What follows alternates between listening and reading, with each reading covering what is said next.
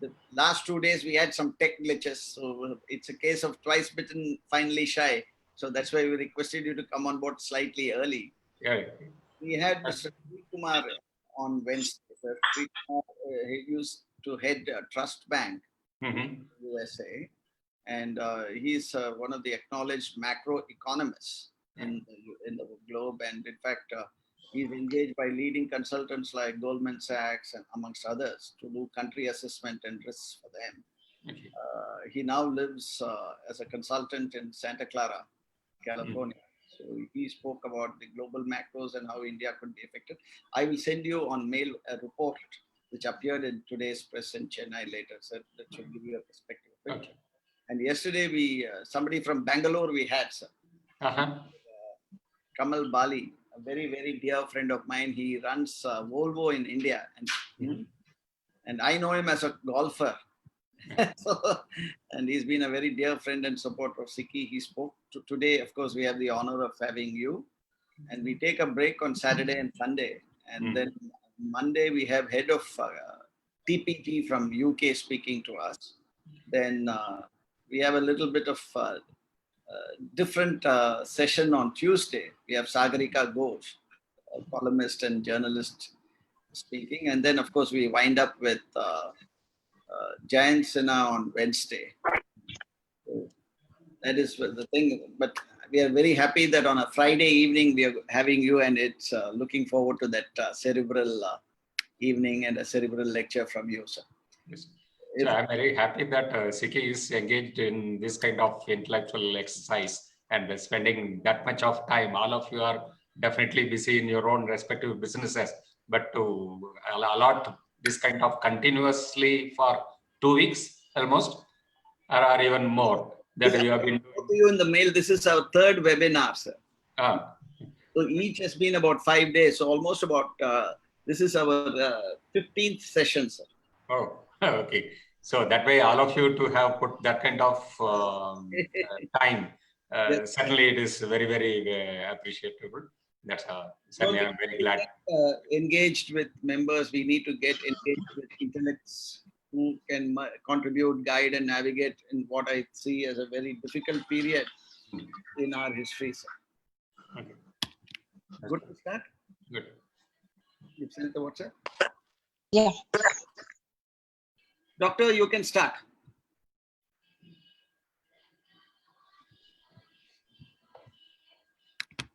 Doctor, you're muted. Doctor, you're muted. Yeah. Is it okay now, sir? Perfect. Yeah. Good evening, ladies and gentlemen. We welcome you to this SICKI Extramural webinar series, edition 3, with the Mitra as partner. Think Global, Act India is the tagline for this session, which has been sponsored by OPG Power, IG3, and Olympia Group. We are fortunate to have Mr. Gandhi, former Deputy Governor, Reserve Bank of India, who will be addressing on risk mitigation, velocity of money.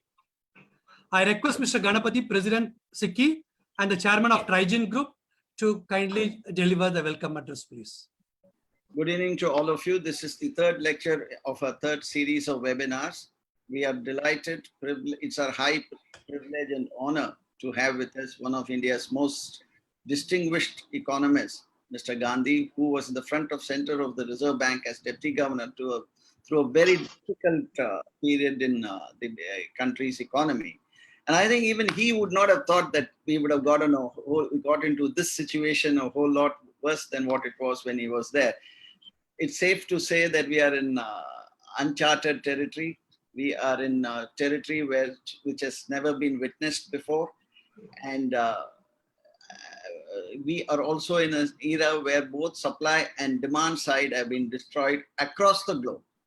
Normally, we suffer from our own ills, or it's regionalized or continent-wise. But this is first time I think the world has closed for at least 3 months. And how do we come out of COVID, and what are the monetary policies that can come up to strengthen the thing? Even as RBI, in our opinion, sir, this is totally a coincidence that we have invited you to speak to us on the day when the RBI main board also met in Mumbai, possibly for the first time after COVID. But I'm sure that while RBI has done what it can under these circumstances and the government is doing what it can, I think what the Fed banks do across the globe and what governments do across the globe will have a shelf life. But eventually, it's the economy that has to come, rev it up, and reboot itself. I also have the high privilege of inviting our Vice President, Mr. Arun Alagappan, and also our past President, Mr. Jawahar Vadivelu, who will join towards the end to share some of his thoughts. Without much ado, let me now introduce you to Mr. Arun Alagappan, who will set the context and also introduce our very distinguished chief guest for the evening, Mr. R. Gandhi, former Deputy Governor of RBI, a face very well known across India for his very, very frank and thoughts on the economy when in RBI and off it, and one of the more stable voices on Indian economy. Over to you, Arun. Thank you, President. And good evening, everyone on the call. It is my pleasure to welcome you all on behalf of SICKI for the webinar series with Mitra on the theme Think Global, Act Indian. Today's topic of discussion, risk mitigation, velocity of money, is an interesting one, especially in the current context of shrinking GDP growth across all major countries. As I understand, changes in money velocity are typically a function of 1, how fast the economy is growing on the demand side of money, and 2, how fast the money supply is growing. In today's context, a slowdown in economy shall suggest a potential reduction in the money demand, and the stimulus offered by the government is resulting in a heightened money supply. The situation runs the risk of altering the velocity of money in the economy. To share his thoughts and insights on the subject matter, we are fortunate to have amongst us Mr. Ramasubramanian Gandhi, who needs no introduction at all, a veteran in matters concerning money. Mr. R.S. Gandhi served as the Deputy Governor of RBI from 2014 to 2017, a notable mention being his handling of the currency management function of RBI at the time of demonetization in 2016. A seasoned and accomplished central banker for 37 years, Mr. R.S. Gandhi had a 3-year secondment to the Securities and Exchange Board of India, the capital market regulator. He has also held charge as director of the Institute of Development and Research in Banking Technology, IDRBT, Hyderabad. Over his long career, he has also been associated with various committees, working groups, and task force, both domestic and international. He was one of the initial members of the Monetary Policy Committee. He was a member of the Basel Committee on Banking Supervision and the Committee on Global Financial Systems, Basel. Mr. R.S. Gandhi has a master's degree in economics from the Annamalai University. He also has postgraduate certificate in Management Information System from the American University, Washington, D.C., and in capital market from the City University of New York, USA. Without further ado, I will let Sudhir take over and initiate conversation with our eminent guests for the evening. Thank you all. Thank you very much, Mr. Arun Alagappan.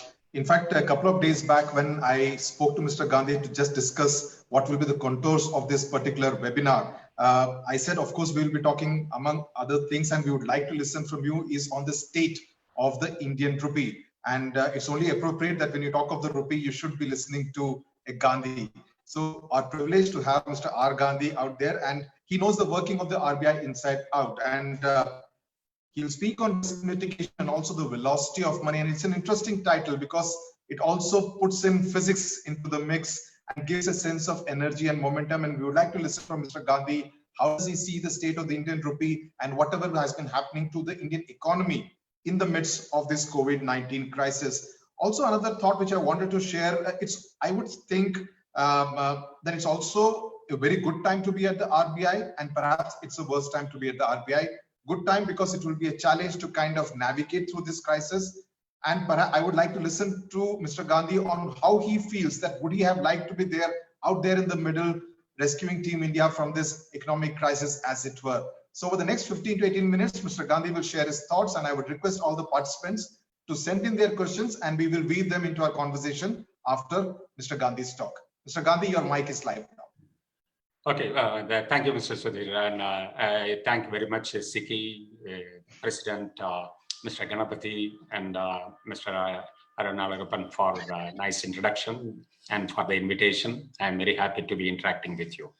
And more specifically, because out of the 4 factors of production, which we normally be taught in economics, that land, labor, capital, and entrepreneurship, it is the entrepreneurs that they are the class apart, that all of you, because all others are typically a consumer or a safe investor, whether it is a land, labor, or capital, whereas entrepreneurs are the ones who really take the risk, not just take the risk, they look forward well into the future, 3 years down the line, 5 years down the line, 10 years down the line, or even longer period. Only this community has that kind of capacity to look well into the future, and rest actually rely on the assessments made by the entrepreneurship. So all of you are representing that community. I am very, very happy, and I wish all the success continuously all in all your ventures. That is and why I'm emphasizing this a little bit later, I will you will be able to understand in the current context of COVID, what is the role of entrepreneur, and I think a little bit I'll explain a little bit later. First of all, the COVID situation. This is across the world, as President did mention in his opening remarks. It has affected the whole of the world, not just the whole of the world. It is across very many spheres of the life of human beings, be it political, be it economic, social, health, science, anything and everything it has impacted. Pervasive impact. That is the first time in the history of human history we must be having this kind of problem. So that is what which makes completely distinctly different from rest of the crisis that we had earlier, whether it was 2008-9 great financial crisis or Great Depression of 20th century 1930s, or the world wars related to problems, whether in during World War I or II. They also had large impact on very many economies. That is and countries. That is certainly true, and not this kind of wide covering every aspect of human life. That is what is the distinction that we have to keep in mind when we discuss about the impact and going forward, what kind of opportunities and measures that we should be taking. That's just the background I wanted to set the background. Now coming to the specific topic that you had asked for. Actually, I was a little bit surprised that you have chosen, you wanted me to talk on velocity of money. This is purely, most of the time, pure economic discussion, but I am really happy that all of you have keen interest in such economic constructs as well. Yeah, velocity of money, Mr. Alagappan did mention that what it exactly explains is about the relationship between the money supply and the activities, economic activities in the economy. So economic activities, as of now, the data that is typically available across the world for anybody to easily compare is the GDP. So money supply versus GDP, and that is a ratio which is normally accepted across the economic researchers and the economist group. That is the definition, by the ratio between money supply and the GDP. I have a different view because for better, when we talk about economic activity, GDP is only a subset of the subsegment of the total economic activity, because GDP only refers to what value addition each economic agent had done in terms of producing goods and services. It is a final value of the goods and services offered in the economy that adds up to GDP. Whereas economic activity, it is any payment made by every all the economic agents that automatically gets added. That is what is economic activity. That is what is a velocity.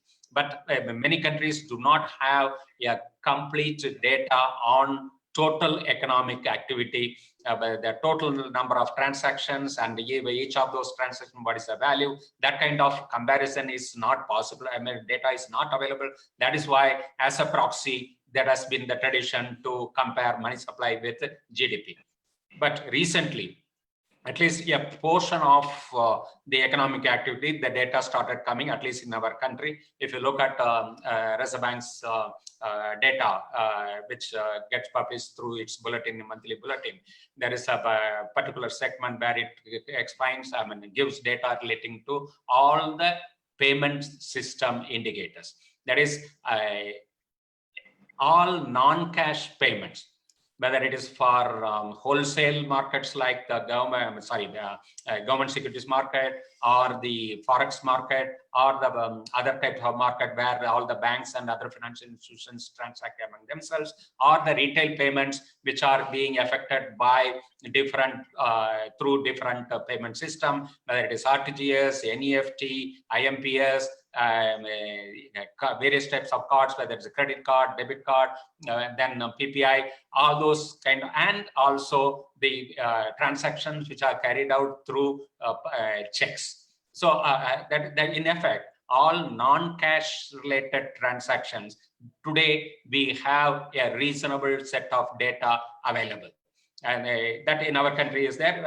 I'm not very much aware of that kind of total data being available in other countries. Even here also, it is only for the past 10 years, or rather typically from 2004 when RTGS started, we started publishing this kind of data. And so the 15 years data is available. So if we compare, actually velocity of money, if you should talk about, we should be relating the money supply vis-a-vis the total economic activity. Total economic activity is with a non-cash transaction, we have the data. But cash transaction, absolutely no data anywhere in the world, including India. So that is a very big gap. So that is why normally the economists look at the GDP as a proxy for velocity of money. Now, throughout the world, as the economic development takes place, the velocity of money will be coming down only. Because when we talk about money, we are talking about currency. That is one method of arriving at the velocity of money. The other definition of velocity of money relates to the total money, not just the cash or currency. In addition, all the what we call M3, the economists call the money level 3, which includes all the savings bank account, current account, and other kind of accounts wherein the people can on demand use that money for making payments. So that is a total money supply. So that total money supply, if you compare with the GDP, that is another velocity of money. So velocity of currency is one, velocity of money is different. Velocity of currency relates only to currency to GDP. That because people do use both currency and non-currency method of payments. The M3 happens to be the standard adoption for arriving at the velocity of money. So either way, in every economy, whether it is currency velocity of money or the total M3 velocity of money, over a long period, the velocity has been coming down. That is because more and more of people, when they start utilizing the banking channels and non-cash transactions, when it is happening, then it typically leads to, because the economic development takes place, means that M3 is increasing a lot. When M3 is increasing, GDP, M3 will be increasing at a much faster pace than the GDP growth rate. Then automatically we'll find that the velocity of money over the long period, it is coming down. During short period, it is always expected to be stable. It is supposed to be constant, because it is economy will not be affected because of the velocity of money during the short period.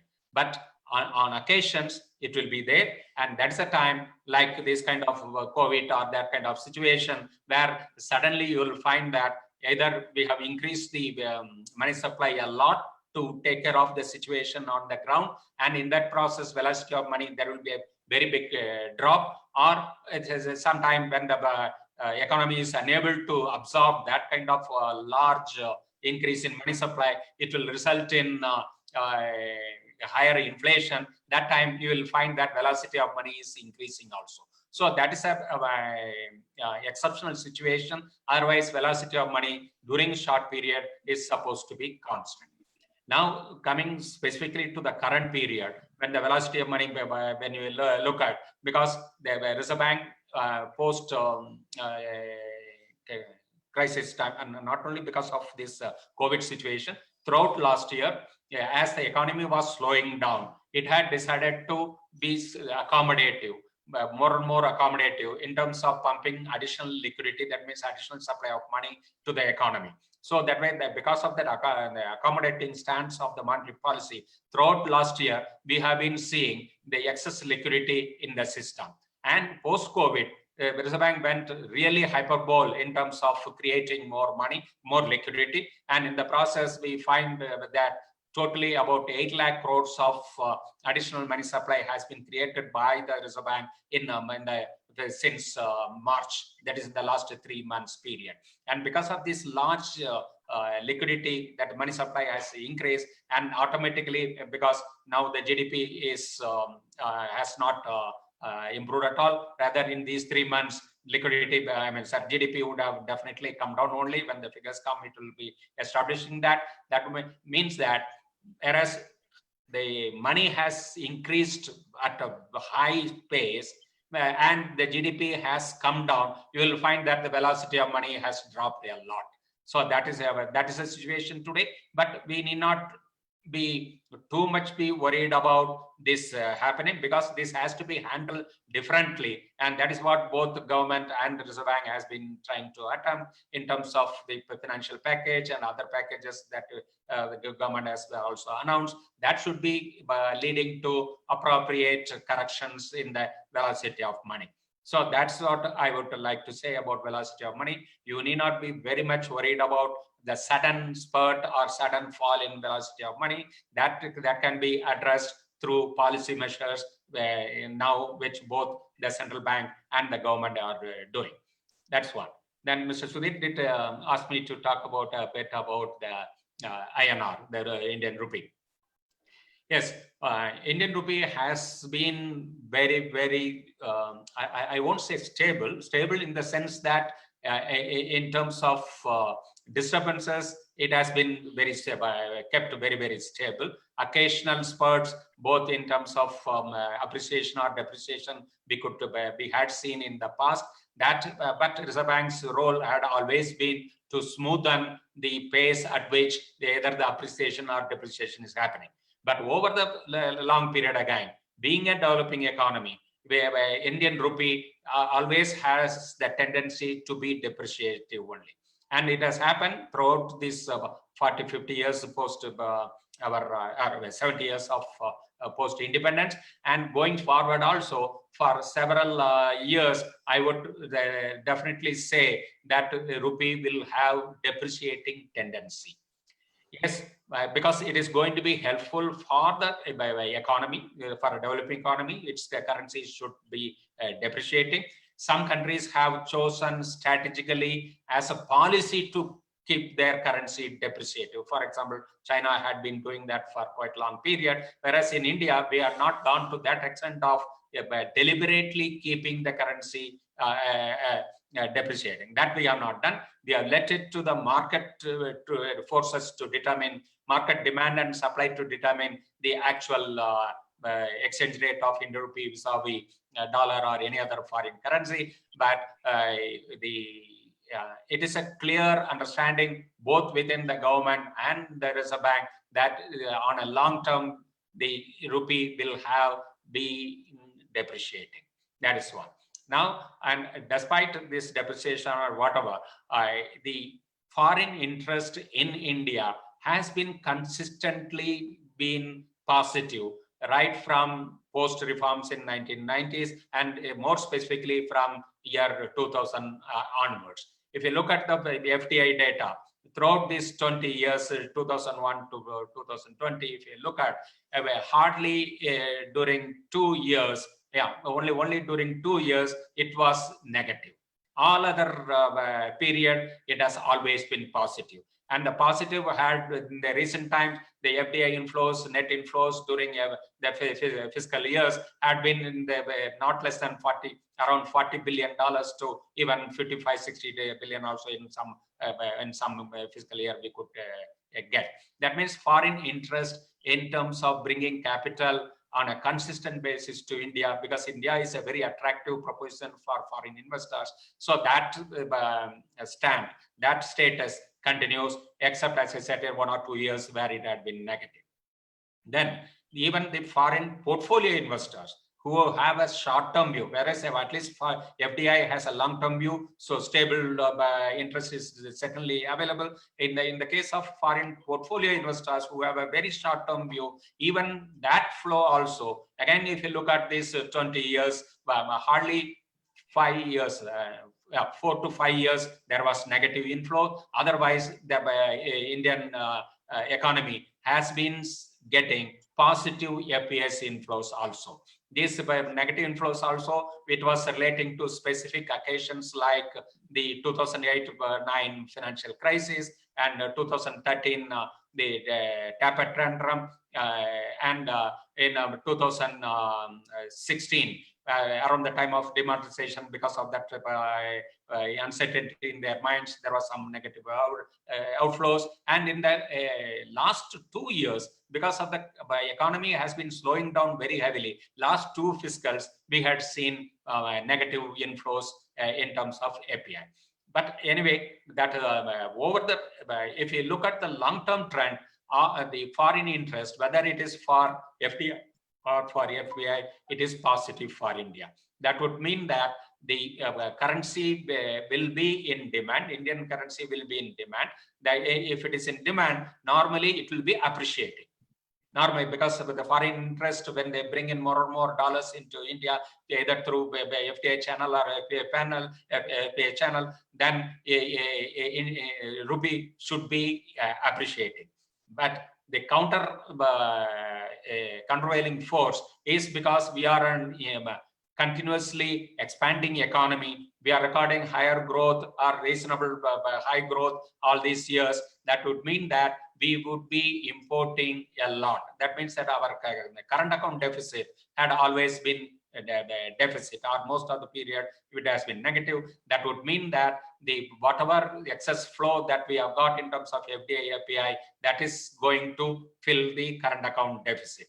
That's the way we have been managing our Indian rupee, and going forward also it will be like that. That the first point is that we will be leaving the Indian rupee continuously at the for the market forces, demand and supply, to determine the rate. Number one, because we are a developing economy, the Indian rupee will have a tendency to depreciate, but the depreciation will be made very smooth, not disturbing either the importers or exporters in a very adverse way. That will be the duty of the Reserve Bank of India, to manage the depreciation in a very, very smooth manner. That will continue, and foreign interest in India will stay put and will be very attractive for the foreign investment to come into India.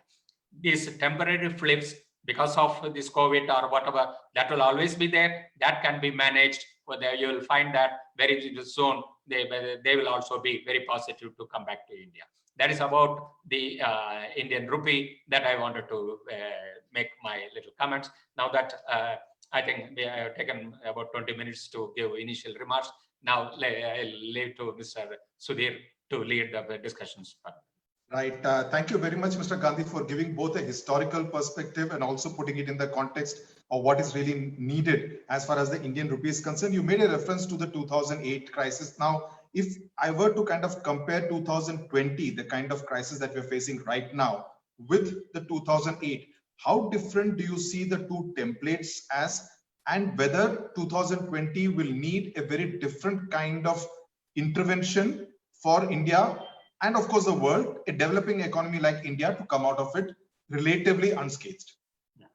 Yeah, that's a very interesting comparison. Most of us are fascinated to make. How the great financial crisis of 2008-9, how did we handle, and what kind of lessons we learned, whether that is sufficient to meet today's situation. As I mentioned in my opening remarks, the 2008 crisis is primarily economic. It did not have any impact on society or human life. That kind of issues were not there at all. It is purely financial crisis. And whereas today's situation is much beyond the economic sphere. So that is the first major difference we have to keep. And accordingly, that would mean that the measures that will need to tackle the situation also will have to be different, not just economic alone. That's number one. Number two, India in 2008-9 to 2011-12, we were not affected. In the first round of impact of a great financial crisis of 2008 did not affect Indian economy. If you look at 2008, 9, 10, 11, 12 period, the economy was actually taking higher growth year after year.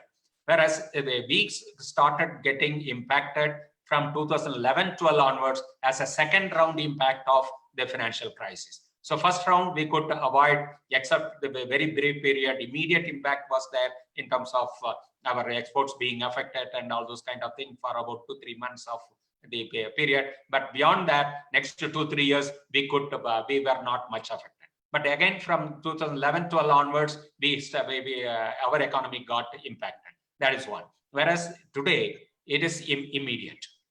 The COVID situation has impacted us right now itself. It is not like that by delayed impact as we saw in the previous period. That's the second difference between that period and today's experience. That also means that we have to be very actively engaged in public policy discussions about determining what kind of solutions we should be offering. That's what both the government and the central bank had been doing. Upfront, as I said, that the Reserve Bank had created so much of liquidity, excess liquidity, so much to give that kind of confidence and assurance to the whole market that money is not going to be a problem. I have already created. Now you make your own decisions about using it up through credit channels and other things. So that is from the Reserve Bank side. From the government side, again, the packages which were announced by the government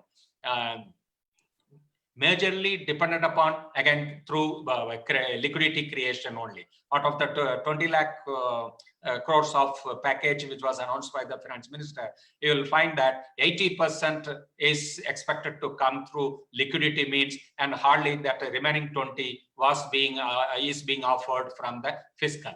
The one way it is, I find it is okay for the simple reason that if the government is keeping its powder dry for further, because it is very clear that down the line within next during this fiscal, the rest of the 9 months, the government will have to necessarily be spending much more than what it had already announced. So, so far it has announced 2% of GDP kind of amount. That will be definitely be insufficient in my opinion. So going forward, government will have to open up its coffers for addressing the situation. That is the reason, despite all the economists, the general consensus among economists and analysts and others, that government GFD, that fiscal deficit, it should relax a lot. That's the expectation. But government did not do it beyond, they have kept it very limited way only. They have relaxed the GFD target, knowing fully that some more will have to be done down the line. So that is a good strategy in my opinion. So that way, so for immediate purposes, the focus had been from the government perspective to address, to increase the demand. But to what extent we can leave more money in the hands of the people who can spend. That was the purpose. That is where the money has been now assured for the bottom of the pyramid kind of people, whether it is farmers or migrant laborers and others.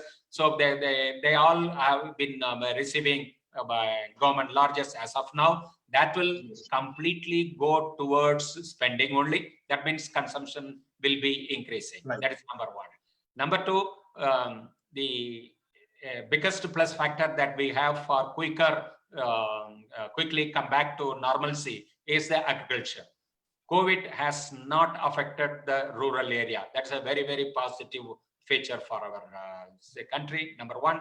Number two, the forecast for the current year in terms of monsoon, it is very positive. Already during June, May, June, whatever rains have come, they all been based on the trend average. So, and projection for the current year for the agricultural production is going to be a record production. That would mean that higher income will be available in the hands of the rural people, both the rural laborers and the rural landed group. Both are known to be a spending group when the money is available. So that is why the demand is likely to be coming from the rural segment. That's a very positive silver lining that we have got as of now. Right. You referred to how much is the spending done by the government, and you said it will be insufficient and they'll need to spend more during the next 9 months of this fiscal. Dr. Raghavan from SICKI asking whether the stimulus package is really the only option before the government to facilitate demand, and whether the government should give more emphasis on fiscal deficit. Yeah, the stimulus package is what? The short-term objective should be, that is current year objective should be to in what all ways we should increase demand, consumption demand, or the total demand, because the demand creation is that should be the critical objective for the current year. Anyway, the other objectives like creating capacity, creating more infrastructure, they're all actually will bear fruits in the long term. Whether it is infrastructure projects or social investment where the government has announced and expectations are there, whether it is social spending or health-related investment, all those things will be, we will be able to get returns out of those investment during medium term only. So immediate objective will have to be necessarily that consumption demand is encouraged. If the consumption demand should be encouraged, because that is the one which will give the right signal for people like all of you entrepreneurs to see that there is prospects for selling my goods and services. Right. So far, that would mean that the consuming group will have to have additional cash flow in their hands. Yes. It should be spent. That's where my emphasis will be more for the government to be announcing expenditure which will encourage consumption. A related question to this, Mr. Gandhi, Rajkumar asking, will there be an impact of this increased stimulus combined with a slow growth rate on the consumer inflation? See, inflation is unlikely to be affected in the short term for two reasons. One is that capacity is already, a lot of capacity is there. Underutilization capacity is the norm today. So any increase in demand to meet that increased demand, the additional production which the community will have to do, that will be non-inflationary production. So that is the first reason why inflation is unlikely to be rearing its head up because of increased consumption demand, number one. Number two, already the inflation is at a very, very low rate. Yes. So still we have capacity, even if for whatever reason inflation is likely to be up by 2-3% more, still it will be a manageable inflation in our economy. So that is why I don't think that the increased consumption will be leading to inflation of either variety. Inflation can come, one, relating to the food and vegetable, because that is related to monsoon and other vagaries of nature. So there, suppose sudden floods or big areas are affected by large-scale flooding or something like that, then that can lead to food inflation. That we can never rule out, because our economy is very vulnerable to that kind of situation. Barring that, in the normal course, because we are going to be giving more money for the people to spend, and that is likely to lead to inflation, I don't subscribe to that view. One of the big terms coined during this entire COVID crisis is the Atmanirbhar, being self-reliant. Mike Muralidharan asking the question, how in your opinion will the Atmanirbhar package boost the Indian economy, specifically in our bid for self-reliance? Yeah, so this is again a policy which is which will really be giving us fruits during medium term to long term. Immediate impact of this policy will be to what extent it is giving further fillip for local consumption of, consumption by the government and others, which are on the goods that are produced in India, like the defense up to a particular amount, that 200 crores project, tender value, and now it will have to be sourced in India. That's one kind of Atmanirbhar measure. So these kind of things we will definitely be giving immediate boost to the demand for the locally produced goods. That is there. But otherwise, the total package, which has been announced by the government in this respect, it is to give confidence that in the medium term, we'll be reaching a kind of self-reliance on very many goods and services that we'll be needing.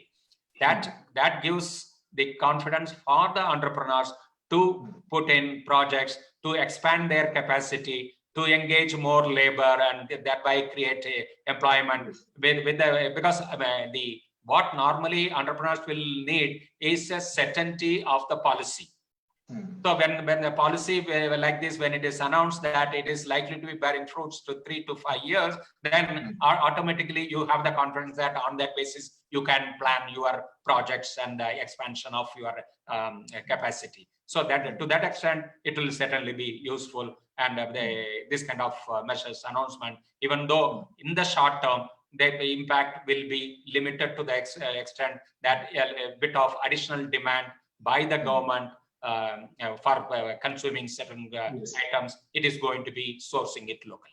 Right. Mr. Ravichandra Babu has a question which many of us as common men and women would be very interested in: the rising petrol and diesel prices. He asked, recently the government announced that we have an all-time high of forex reserves of crossing $500 billion, low usage of fuel due to the COVID crisis because of all the lockdown, and low oil prices currently, which should keep us comfortable on oil buying. Then why is the government increasing the fuel prices almost on a daily basis? It is not the government which is increasing the prices. Because the policy has moved away from why the prices? Price to market-based, demand and supply-based determination of petroleum prices. Because earlier there was a big element of subsidy which took care of by which government was deciding how much additional subsidy it should give or not give or whatever. So that way it was administered price those period. But now that has completely gone. It is based on market demand and supply. So on that basis, the prices are getting reset every day, almost every day. Yeah, right.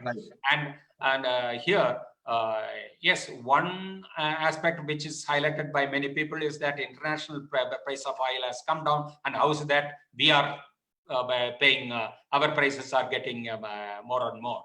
So one reason is rupee has depreciated. That also, but that is to some extent it offsets the fall in prices in the international price. So that is one reason. Second, of course, the government has still an element of tax added to the petroleum prices. So that obviously the criticism or the expectation from across many people is that the government should be reducing that tax.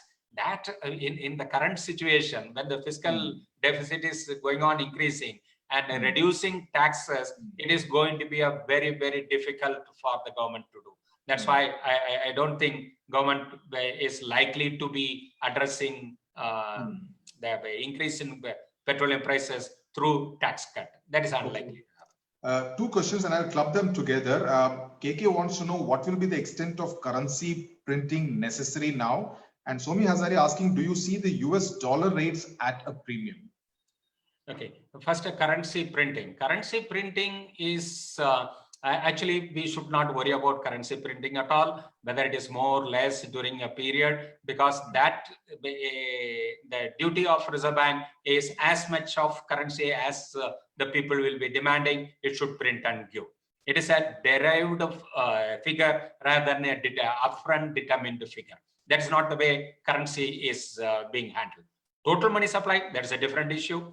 And if you are talking about currency increase, that whether this kind of increase which we have seen in the last year, that are rather post-COVID, the currency actually has increased by 2 lakh crores. That's a very, very big increase during such a short period. Because otherwise, the whole year increase used to be something like 1.5 lakh crores to 2 lakh crores. Whereas from March to today, if you look at the figure, the currency has already increased more than 2 lakh crores. That is because of this current situation when uncertainty is looming. It is a natural tendency for the human beings to have extra security to be available in their own hands in terms of money.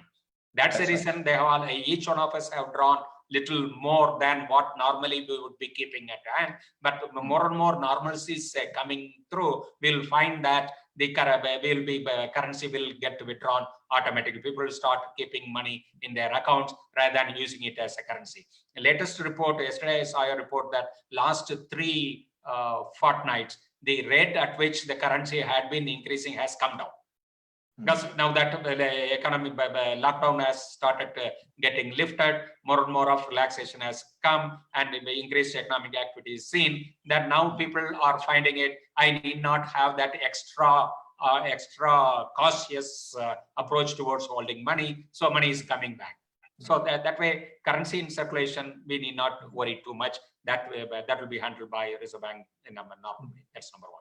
The second question was relating to whether dollar rate will have a premium or what. Yeah. Yes. That's I had already mentioned in the beginning that rupee will have a tendency to depreciate. Yes. That would mean that dollar will be at a premium. Right. Short period, if you are wanting to take a short period position, the things will be different.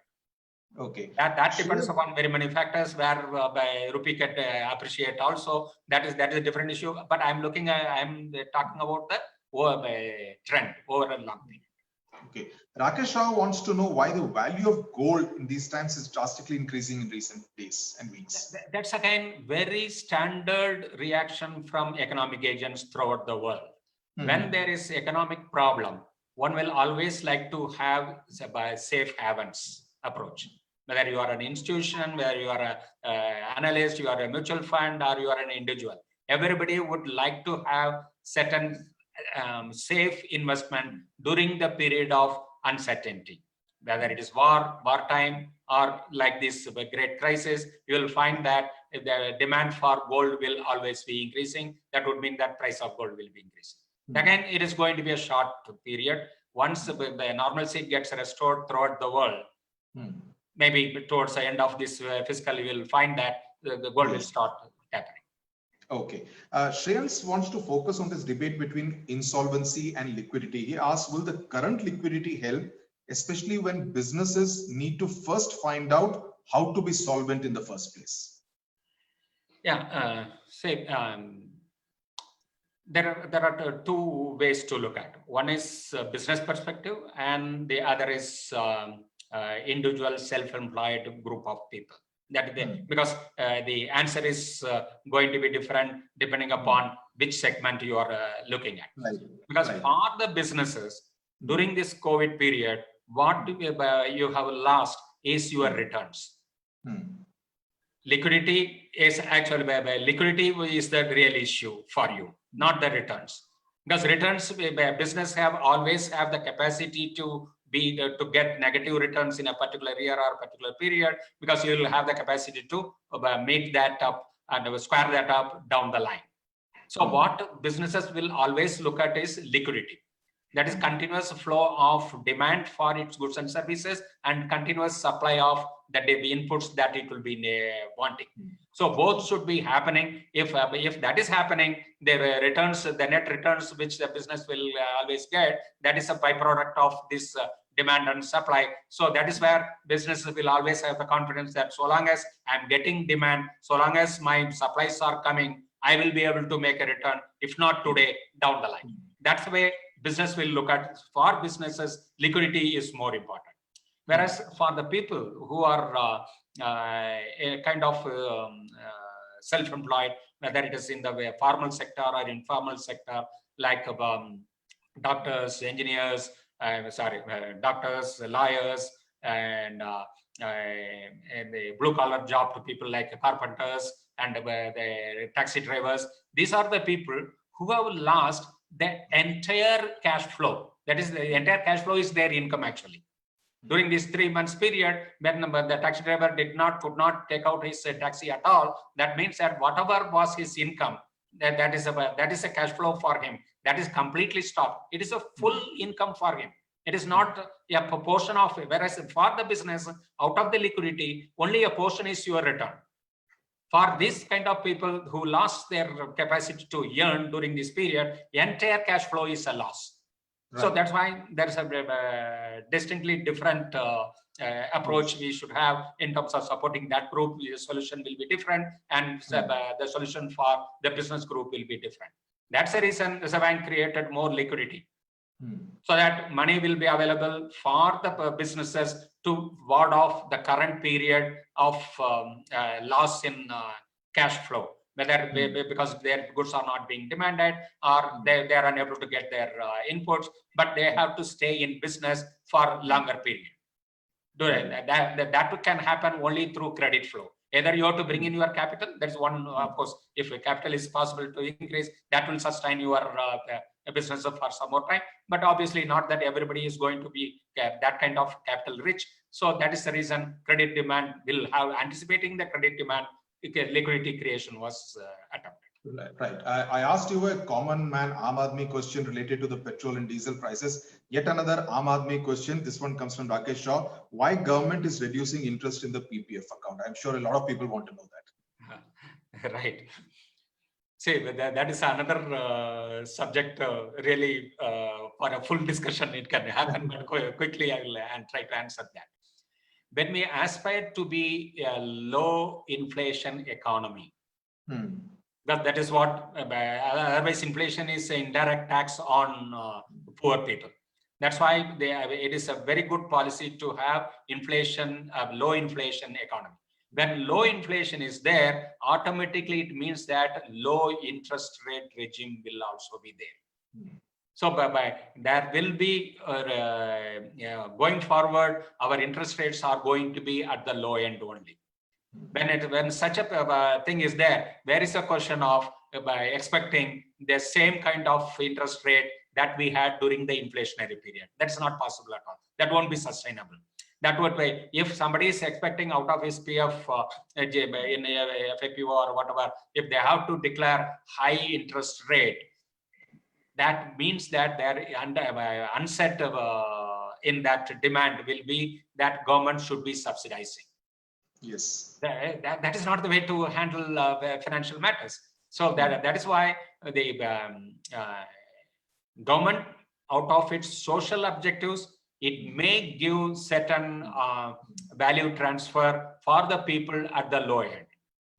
It may do. During this financial package also, it had said that it will give for the people, whether it is farmers or people who are needing any kind of social security, it transfers 5,000 rupees, 10,000 rupees or whatever. That's a kind of social objective a government can do. Out of that, it can transfer money. But yeah, financial investment, when it is made, and an organization is managing the funds based on the investment it has done, because you want the investment to be very safe. That means that PF typically gets invested in government securities only. That's not right. In equities or that kind of risky investment. That would mean that the returns that the fund is going to get is going to be lower during the low income, low interest rate period. That also means that final result on the hands of the investor will also be low only. That we have to be prepared for. The alternate to that, the answer to that will be to what extent the combination of the portfolio of PF funds, there more room for equity investment, that Order to be able to create get more the income for that. That diversification we should be willing to do. Whereas all the trade unions have been raising objection that the PF funds should not go into equity. When we have Because that kind of opposition, there is a question of getting higher returns. Yeah, because that obviously introduces the risk factor. A question away from, I mean, not directly related to the kind of situation we are in, but this is something which keeps hitting the headlines. And I know you cannot let us in on the internal discussions within the RBI on the functioning of some of the banks. But if you can tell us in more broad terms, how serious is the issue of governance and management in many private sector banks for the Reserve Bank of India? Yeah, that is an unfortunate situation we have seen in the last couple of years or more. Otherwise, governance issue had always been the criticism against public sector banks. And post reforms, one of the strong tenets of reforms, banking reform, is that private sector will be able to manage the banking institutions better governed. On that basis only, more licenses were given. And during this 20 years period, we had not seen this kind of issues coming up except in the last 2-3 years. This the governance issue problem has cropped up in the private sector also, unfortunately, in region. That is where we can see. It is not across all the private sector bank. Let me caution that. Yes, 1 or 2 high-profile instances have come to have been highlighted, and because of that, this question has come up. And anticipating this kind of queries from people, Reserve Bank has announced last month a discussion paper on the governance issue of private banks.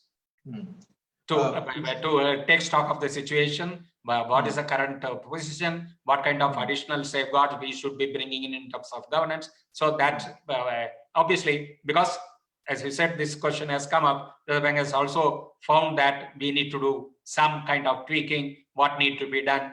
Obviously, the group will look at that and bring whatever improvements that is needed. Is the way the RBI looks at cooperative banks different from that, the way you look at the private sector banks? Usha Rani wants to know that whether, as far as the cooperative banks is also concerned, will there be an effort also to regulate any kind of mismanagement there? Yeah, corporate banks have been a challenge for not just now. It is there for several decades, I should say, because the Reserve Bank does not have even today the complete supervisory authority over the cooperative banks. Sometime between the two stools, things have got into trouble in this segment. So that is why the governance in the cooperative sector had been a very, very big problem for decades. Easy answer we could not get. So much fixes have been tried at different periods of time, and sometime Reserve Bank had gone to the extent of completely having a negative approach towards cooperative bank in terms of their expansion or whatever growth. And I think during that period there was a very, very tight control on them. Later on, when we brought some kind of stability in their sector as a whole, we started relaxing and giving them more accommodation in terms of the area of operation or the type of instruments that services they can enter into and those kind of other things. And still the problem continues.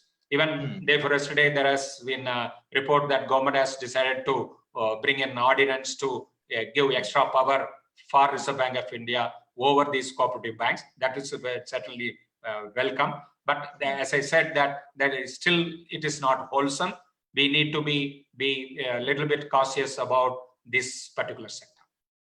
Okay.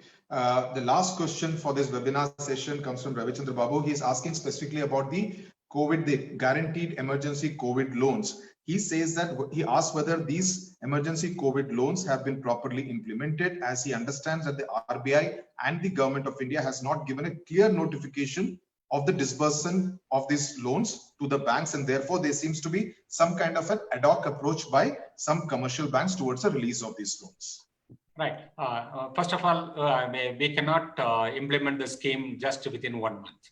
So it is too early to come to the conclusion that whether the implementation has been properly done or not. So several, because I have been talking to some of the chiefs of banks on occasion on this matter also. So the point is that many a time they say that demand is also not coming. Even though we have opened up, we have created schemes, we are ready to be giving, but the demand for additional credit from the group, from the bottom, is also not coming up. That's also true because until the lockdown is lifted, businesses may not be able to really assess what's the kind of additional support they will need. So they will have to have that as a period. That's why I won't rush to the conclusion whether the scheme has been fully implemented or not, well implemented or not. That we have to wait for some more time, number one.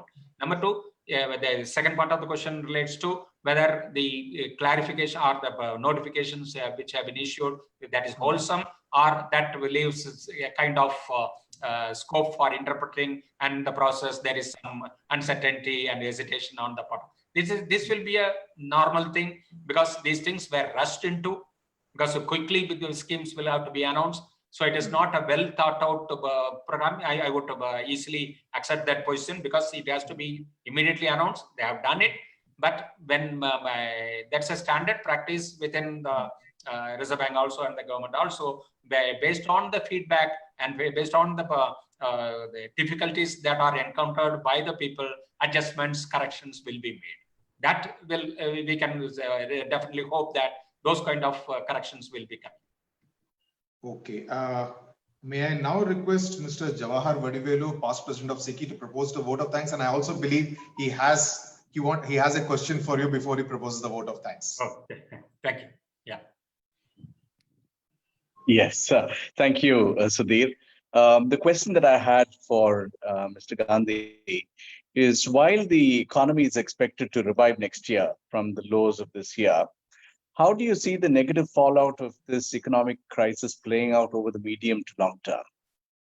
Yeah, the negative fallout primarily relates to, in my opinion, relates to the services segment. That is like tourism, travel, and other personal services, which are not going to be coming back to normalcy so quickly. That is going to be really taking a longer time.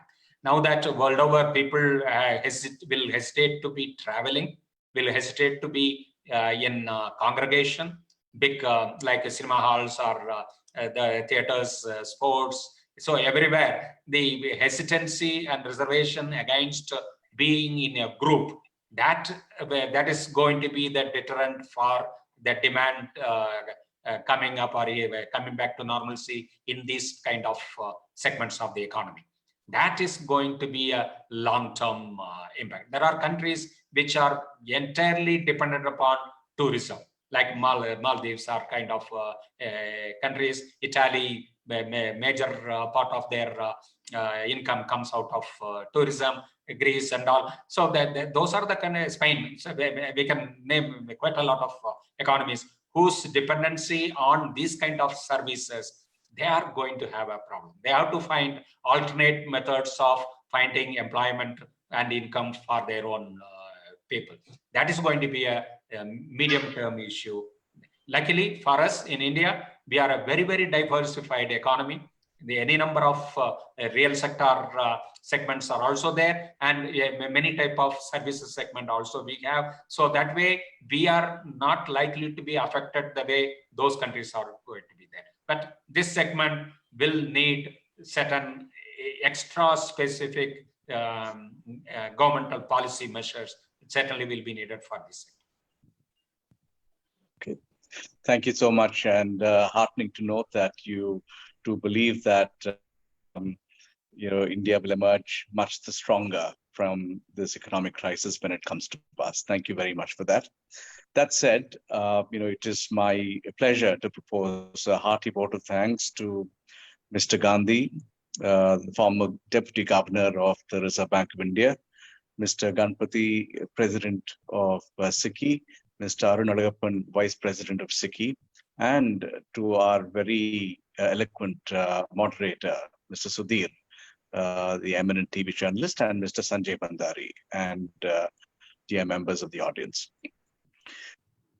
So as Mr. Gandhi articulated so well, the velocity of money has been climbing down steadily over the years, the rise and fall of which is not something that we should be overly concerned about, or is something that we can do anything about in the short term.